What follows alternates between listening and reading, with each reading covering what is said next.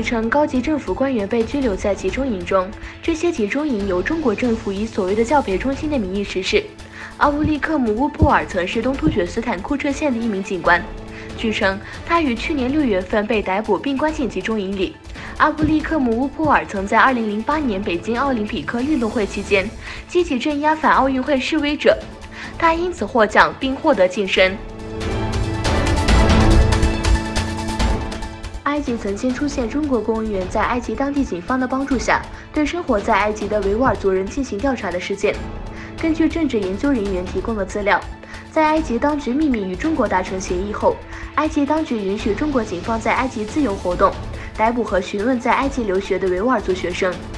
当时，大部分学生被拘押于开罗的妥拉监狱，这个监狱是埃及最臭名昭著的监狱之一。居住在挪威并对此问题进行研究的阿布杜外利阿尤卜说，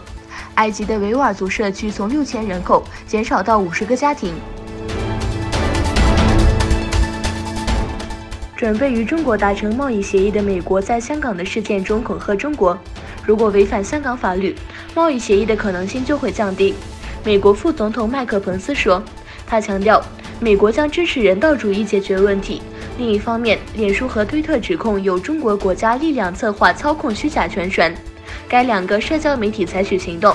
暂停大约1000个来自中国境内受政府支持并炮制虚假新闻的账号。美国总统特朗普表示，应让俄罗斯重返7大工业国集团，让G7变回G8。特朗普对记者说，G7这个组织成员中有俄罗斯更适合些，他支持相关提议。特朗普还表示，俄罗斯在奥巴马担任美国总统时期脱离G8，因为俄罗斯总统普京比奥巴马机智。G7集团是主要工业国家会晤和讨论政策的论坛，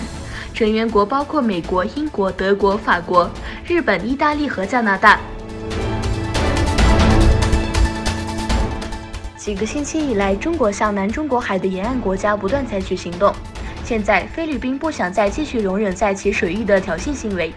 中国海军战列舰一再侵犯菲律宾领海，最近接近首都马尼拉海岸。菲律宾总统杜特尔特的发言人说，今后所有外国船只必须事先通知，并且在获得菲律宾允许的情况下才能穿越其海域。总统发言人说，要么善意遵守规则，要么我们将以不友好的方式强制他们执行。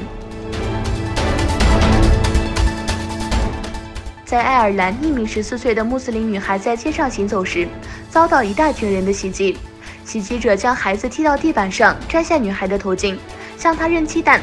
被袭击的女孩描述了事件过程。警察宣布，他们已开始调查并搜查种族主义者。